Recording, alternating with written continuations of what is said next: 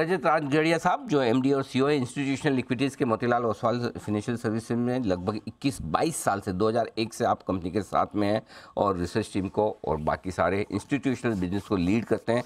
पेशे से आप चार्टर्ड अकाउंटेंट भी हैं और एमबीए भी। रजत सर, बहुत बहुत स्वागत है, धन्यवाद आपका हमें समय देने के लिए।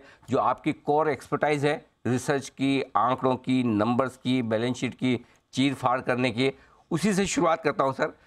नतीजों का सीजन खत्म हो चुका है, जरा बताइए सर आपकी सर्जरी में और ऑपरेशन में क्या निकला है। नमस्कार अनिल जी। जी अभी ये जो क्वार्टर खत्म हुआ है एंड कॉर्पोरेट सेक्टर के जो रिजल्ट्स आए हैं, इसमें 3 इंटरेस्टिंग ट्रेंड देखने को मिले। एक तो बैंकिंग सेक्टर ने पूरे कॉर्पोरेट सेक्टर के प्रॉफिट्स को काफी अच्छी तरह संभाला। अगर आप बैंकिंग सेक्टर के प्रॉफिट्स को देखें तो उन्होंने एक रिकॉर्ड प्रॉफिट इस क्वार्टर में रिपोर्ट किया है एंड उसके कारण पूरे कॉर्पोरेट सेक्टर के जो प्रॉफिट्स है वो अच्छे रिपोर्ट हुए। अगर आप बैंकिंग सेक्टर को हटा दे तो मुझे लगता है एक कंजम्पशन स्लोडाउन का ट्रेंड हमको अक्रॉस द सेक्टर और काफी कंपनीज में देखने को मिला है। सो इस क्वार्टर में 3 सबसे बड़े हाईलाइट थे। बैंकिंग सेक्टर के रिकॉर्ड प्रॉफिट्स एंड वो आउटलुक अच्छा ही लग रहा है। कंजम्पशन में थोड़ा स्लोडाउन आया है एंड कमोडिटीज कंपनीज में काफी मिक्स ट्रेंड या वीक ट्रेंड्स देखने को मिले हैं। सो एक सेक्टर है जिसने पूरे कॉर्पोरेट सेक्टर के प्रॉफिट्स को इस क्वार्टर में संभाल के रखा था। उसके अलावा मुझे लगता है कि ऑन एन एवरेज थोड़े से प्रॉफिट मिसेस ज्यादा हुए compare to profit beats. So overall मुझे लगता है कि एक सेक्टर के कारण ओवरऑल नंबर ठीक दिख रहा है। अगर आप ज्यादा अंदर एनालाइज करेंगे तो आपको थोड़े से डिसअपॉइंटमेंट्स ही ज्यादा मिलेंगे।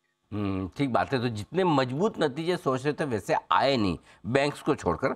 खाली एक वही जगह ऐसी है जहाँ पर मजबूत दिखे, लेकिन कंजम्पशन ग्रोथ जो धीमी पड़ती हुई दिख रही है, क्या इसके पीछे मैक्रो फैक्टर्स ज़्यादा हैं कि इन्फ्लेशन ज़्यादा है, ब्याज दरें बढ़ रही है, और यदि हाँ तो आगे फिर आउटलुक कैसे देख रहे हैं सर आप इसका।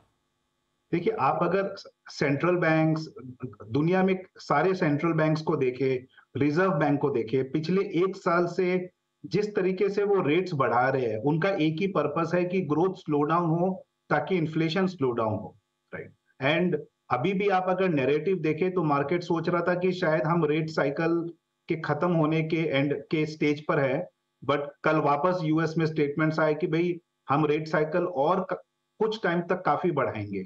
सो मुझे लगता है growth slow down macro factor के कारण है। ये हाई इन्फ्लेशन और हाई इंटरेस्ट रेट कहीं ना कहीं पर कंजम्पशन को काफी इंपैक्ट कर रहा है, राइट? एंड इसमें क्या होता है अनिल जी, आप एक साइंटिफिकली नहीं बना सकते हो कि 4% होगा या 5% होगा, बट एक पर्टिकुलर लेवल के बाद आपको धीरे धीरे पैसा कंजम्पशन से सेविंग्स में जाना शुरू होने दिखने लगता है। एंड मुझे लगता है वही ट्रेंड है जो इस क्वार्टर में काफी हद तक स्लो डाउन को क्रिएट कर रहा है अक्रॉस द कंजम्पशन स्पेस में। ठीक बात है। तो कंजम्पशन में थोड़े स्लो डाउन के संकेत तो डेफिनेटली है ही।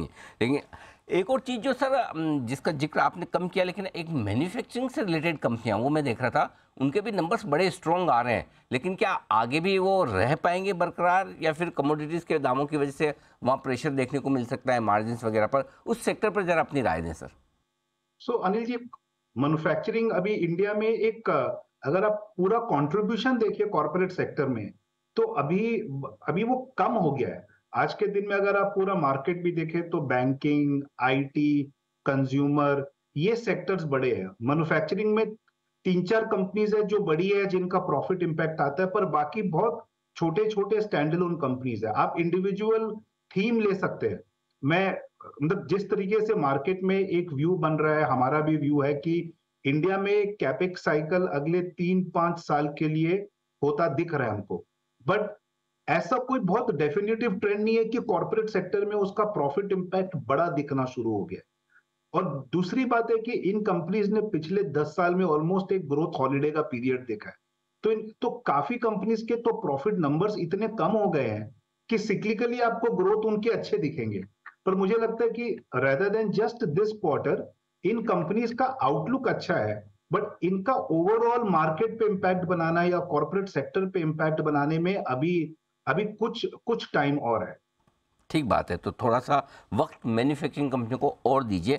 लेकिन एक और जो राय आपसे लेना चाहता हूँ बाजार के डायरेक्शन को लेकर, ये 2-4 दिन छोड़ दें जहाँ थोड़ी सी जान लौटी, 18,000 पर फिर से निफ्टी आए, लेकिन अदरवाइज बड़ा सुस्त और डल सा रहा है मार्केट बजट और अदानी ग्रुप की खबरों के बीच में। बताएं सर, क्या व्यू है इस वक्त बाजार पर आपका? अनिल जी देखिए, न्यूज फ्लोज ट्रिगर्स मार्केट में आते रहेंगे, पर मुझे लगता है अपने मार्केट में पिछले 2-3 महीनों से जो एक सबसे बड़ा इम्पैक्ट हो रहा है वो लिक्विडिटी का है। अगर आप ग्लोबल इन्वेस्टर्स को देखें तो पिछले 3 महीने में दे आर उनको बाकी के ग्लोबल मार्केट्स ज्यादा अट्रैक्टिव लग रहे हैं, तो उन्होंने इंडिया में काफी माल बेचा है जनवरी से लेके अभी तक। अगर आप डोमेस्टिक इन्वेस्टर देखें तो सडनली पिछले 1 साल में जहां उनको 5-5.5% रेट ऑफ इंटरेस्ट मिल रहा था, अब सडनली वो 8% के आसपास आ गया।